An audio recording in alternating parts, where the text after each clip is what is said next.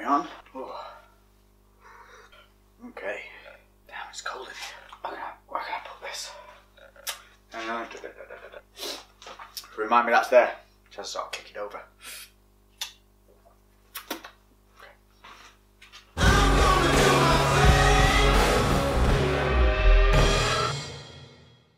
Nope, that's MyFitnessPal. I always press the MyFitnessPal instead of Twitter. They look too bloody similar. Right. So for those of you who don't know, I put out on my Twitter, which I'm just finding now, a question asking you guys, what is the #1 most confusing question you have rattling around in your head about gym or training? Maybe both. But that one thing that you never get like a solid answer on.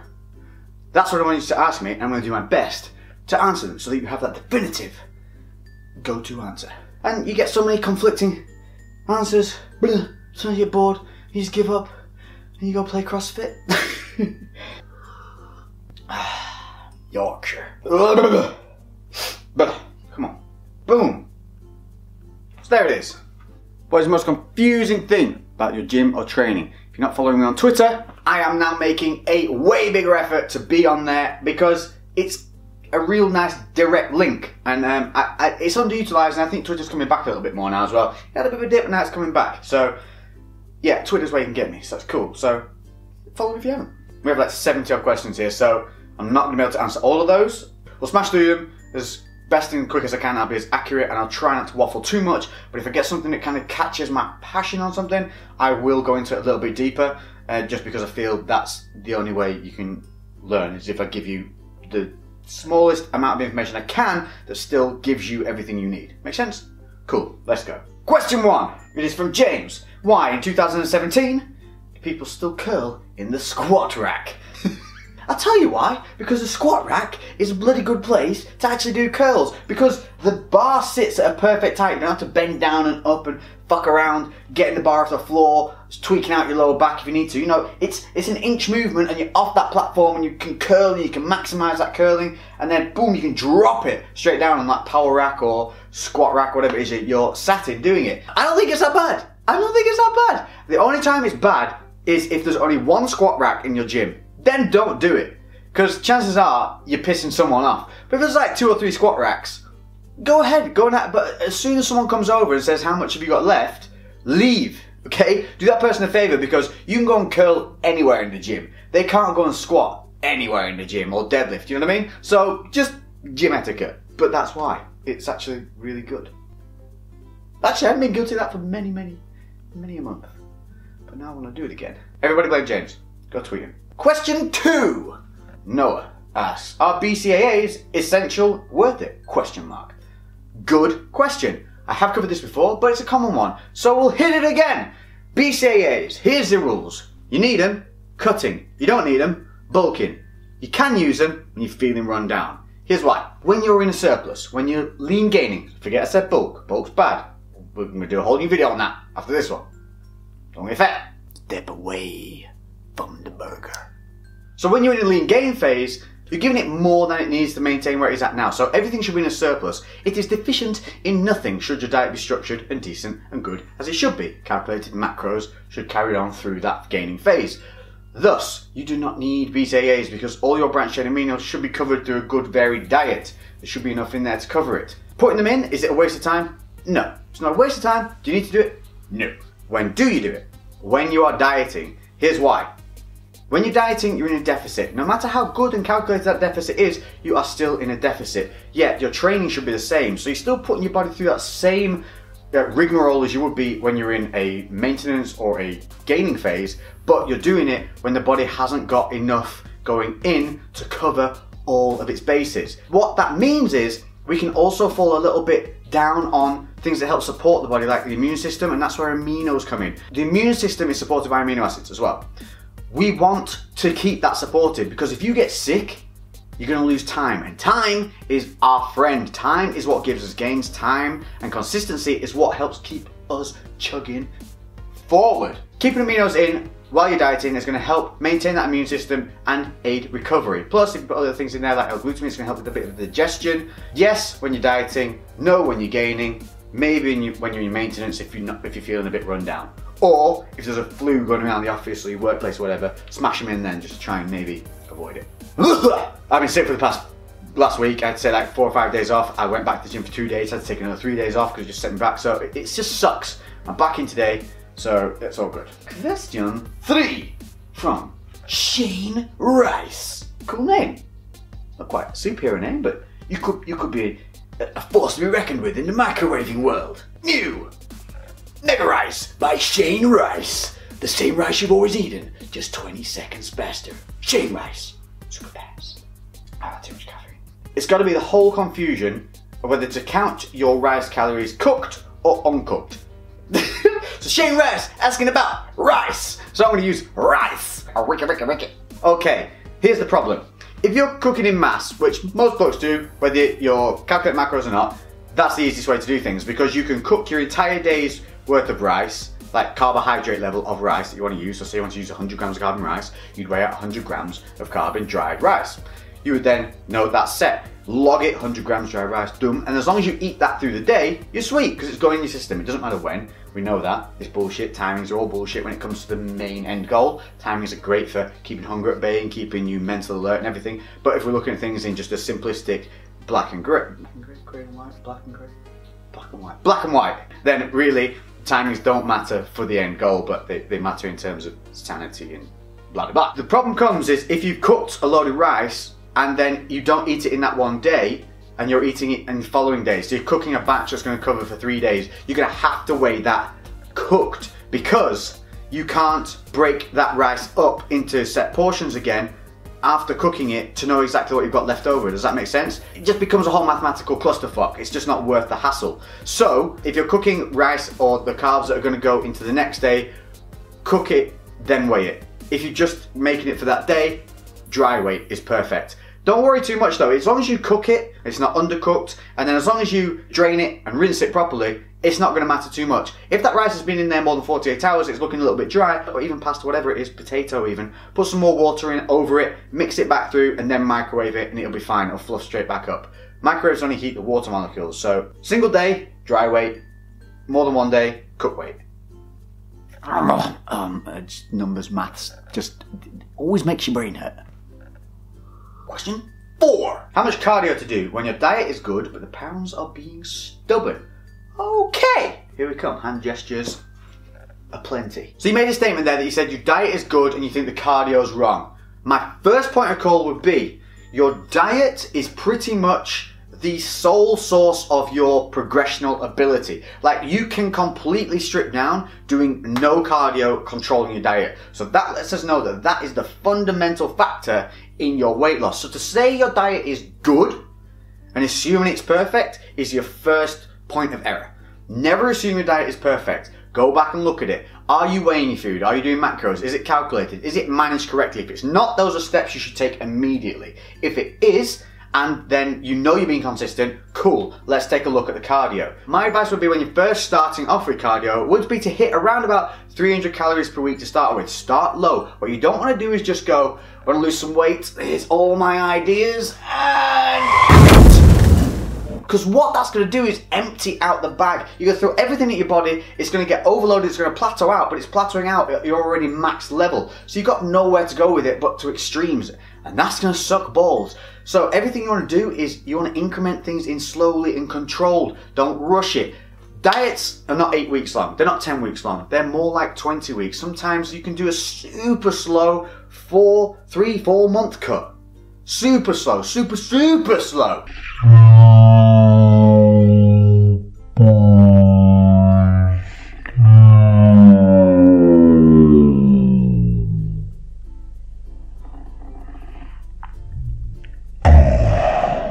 The one thing diets aren't is fast. So don't believe the bullshit. 30-day challenges. Bollocks. I know I'm segueing here, but bollocks.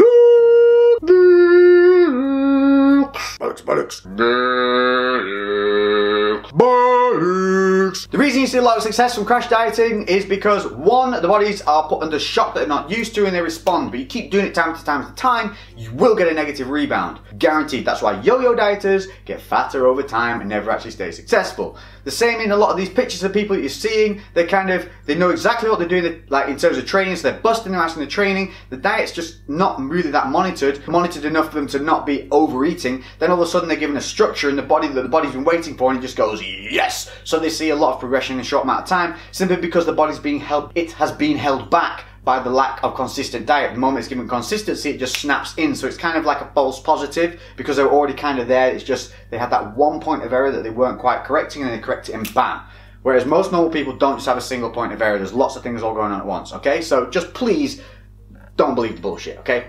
Time, consistency, it will work.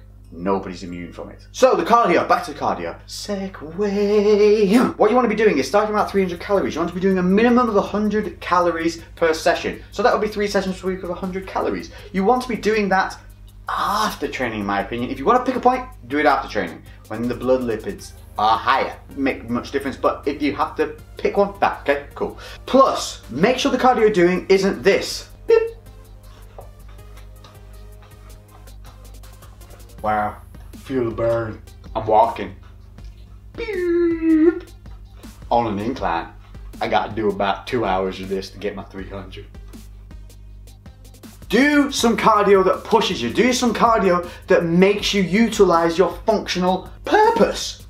Make the muscles work. Do some sprints. Do some hill sprints. Do some boxing. Do some kind of HIIT training. Do some sled pushing. Just do something that's not fucking walking on a treadmill. I'm not saying you have to run, but just do something that gets your heart rate up, that also works through ranges of motion, because that's going to benefit you twofold. It's going to burn the calories plus work the muscle, plus you're going to be all loosey-goosey from doing something more functional more commonly. Plus you can create a new asset to your arsenal. If you start taking up bag work, you can start getting better at your bag work and your boxing. So again, you're benefiting in that way. Don't get stuck in this mundane bullshit of having to be on a stepper for 45 minutes at a time. It's fine to do that every so often. If you like to chill out and watch a video, that is cool. But just be aware there's more than just that to do, and you will benefit from doing more than just that. Okay, so if you're still not dropping the pounds and you've done your 300 calories and your diet is consistent and monitored, then what you can do is you can up by 100 calories the next week, okay? If you don't see that weight loss. By the way, weight loss, it's 7 days. So you take your weight day to day, it's the average of the 7. So don't be getting on the scales going, yes, weight loss. Oh man, I went up 2 pounds. Should have gained 2 pounds of fat in a day. Oh, it stayed the fucking same. 4 pound jump. What? Do you get where I'm going with this? It doesn't matter day to day, it's the average over the 7 days, because you will fluctuate during the week. Cool? Then you would do your 400 calories for that week. Again, minimum of 100 calorie sessions, but you could do 2 100 and 1 200.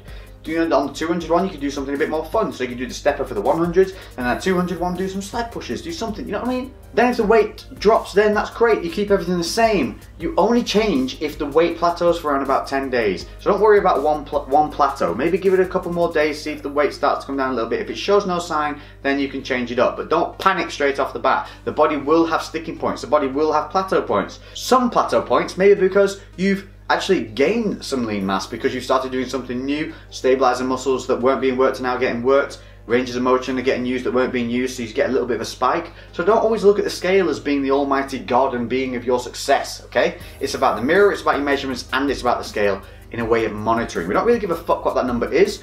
All we care about is it going up, is it going down? And I hope that makes you feel a bit better about things. Just don't get obsessed with the scale numbers. What you don't want to do is mess with the diet whilst you're doing that. Do one or the other. My philosophy is try and keep food as high as possible for as long as possible, because then you're supporting the body. More calories, more support. Makes sense. The only time I'd start pulling food is when you get to the max level of your cardio. Like, I am done. That's all I can fit in a week. That's all my body can take. Then start messing with the food. If you mess with both at the same time, you don't know what's working. And again, you're using more tricks from your bag than you need to in one go. Ooh. I think we covered that pretty well. Sweet. That was only question 4 and we've been here about 3 hours. Question 5. When I have time to spare at the end of my session, I don't know what to work on. Simple. Work on something that you feel is lagging. Add in some extra 5-set exercise work on that body part. Or add in an accessory, such as abs. Again, if you haven't done a dedicated ab week, if you don't have those, add abs in at the end of your session. No real right or wrong answer for this question. I like the fact that you want to do more when you're in there, but also make sure you're not being in there for 2 hours at a time. You should be in and out of the gym in around about an hour, hour and 15 minutes. You should be able to get everything done if you're working on your own. Training with another partner, so let's give it an hour and a half for those switch outs and whatnot. Here's an idea, if you've done a high volume thing, go and maybe pull some pause deadlifts or something like that. I've often done things that aren't max weight, you know, at the end as well, like some compound movements. There is a never-ending array. Nothing you do is really wrong, but there's some ideas. Question 6 from Genitals. Is it good taking a pre-workout every session or BCAAs? Love your work, keep it up. Cheers, genitals. I apologise for calling genitals. Again. Genitals! I'm gonna call you G. Listen up, G. Taking a pre-workout before every session is not necessary. So, no, it's not necessary. You don't have to do it. It's a choice. It's like an added extra. It's a little bit of fun we like. Personally, if you start taking them before every session, you're going to become mentally dependent on them. That's not good. So make a point of only taking them on really tough sessions or times when you feel like you need it, like because you've had bad sleep or something like that, or you're feeling a bit blah. That way they become a benefit, they become a use, and also they're going to last longer. BCAAs we just covered before. Intra-workout BCAAs is another good question. You can use them like that. Yes, the body will break down aminos into glucose to use them, but do you need to do it? No. Can you just eat a Rice Krispie bar before you go to the gym? Yes. So put your BCAAs in between meals instead, or you can have them intra. It's going to do you absolutely no harm. There's no negative from doing it. You just don't need to do it. So if someone tells you need to do it, poo-poo. Question 7. How often do you change up your workout schedule? Grizzle Marine. That is a good question. I rarely change things up if I'm enjoying it, and that's pretty much how it rolls. So this whole thing of tricking your body is bollocks, okay? You can't trick the body or confuse the body. Like, what are you going to do? Wander in, you know? So today we're going to do biceps, yeah? We're going to do biceps. Are you ready? Tricep, gotcha! Growth! No. Doesn't work like that. The body works through consistency and progression. So the smallest bit of progression that you do will keep generating results. That's just how the body's going to roll. Now, if you get bored up here and you start not putting in the same effort because you're fed up with your training or you don't like it, that's the time to start changing a few things up. And it can be as simple as flipping your routine on its head, doing the exercises backwards. I guarantee that'll seem hard as fuck. Personally, I flipped a long time ago to high frequency training. I really enjoy it. There's way more that you can do in a single session, but you don't beat each body part up so that you feel almost like your soul's getting crushed. The tempo's really high and you can keep it there, and so I enjoy that. So if you are a little bit fed up, try high frequency, training 3 body parts per session, but lower volume on each body part, so only 2 exercises. I do 2 exercises, 5 sets per exercise. One will be a compound, one will be in isolation, and then I'll do them again during the later in the week with just different exercises. It's super interesting. It keeps you going. I like it. I hope that helps. Question 8. This is from Ruben. How do you estimate your cardio when playing sports like basketball, a pickup game for fat loss, of course? Right. Good question. You're not going to be like exact with this, but there are online calculators you can use. So just Google exercise calories or sports calories burned. You simply put in the sport you're playing, your weight and everything like that, and the time you play for. I think sometimes it's like an intensity level. Other than that, you can wear a heart monitor, so you can get them now that you don't need to wear the big bands, you can just wear them around your wrists. So you can get like a Fitbit, Lady's got Fitbit and she swears by it, and that thing will literally monitor your heart rate and breathing and everything, and that'll probably be the best thing that you can buy. If you're playing a lot of sport and you're serious about it, it's a very good investment. Fitbit. Joe Fulder. Why, when you're standing right next to your equipment, do people take it without asking? I'll tell you why, Joe. Because we're living in a very self-involved society. Because everything looks kind of like this now. I mean, I'm here, but I'm this. This is society right now. Yeah. There's a dog licked a turtle. People are becoming more and more self-involved. People are becoming a little bit more introverted, I feel, as well, because we're not good at communicating anymore, because we all have our faces in this and everything is communicated like this. So make an effort to that, which is off, putting it there and saying, "Sup, man?" You know, some people, they don't intentionally mean to be rude. Maybe they're a little bit, they might just be a dick. It's a good chat, could just be a dick. And maybe they're not even paying attention to you, they just take the weight and they don't think to ask. I think it comes from a newer generation of gym goers as well. Fitness has become much more viable for people, there's much more information out there, so more people are going and doing it. People like myself have been training like 15 years, you know, I've always had that etiquette of, are you done with that? Can I use it? Are you finished, mate? because I grew up in those smaller, tight-knit gyms, so I still have that. Plus, I'm a polite person by nature, so I think that's all it is. I think it's a new generation of gym goers. I don't mean young or old, I mean just people who've not been to the gym before, so that etiquette's kind of not there. Just don't be an arse about it, just go, sorry mate, I was just using that, I've got 2 more sets, I'll be like 10 minutes. But often you'll find them be like, oh, sorry, I didn't realise, because they're just literally in that zone. But if they go, alright, just go, ah, cool, you're a dick. Then you know.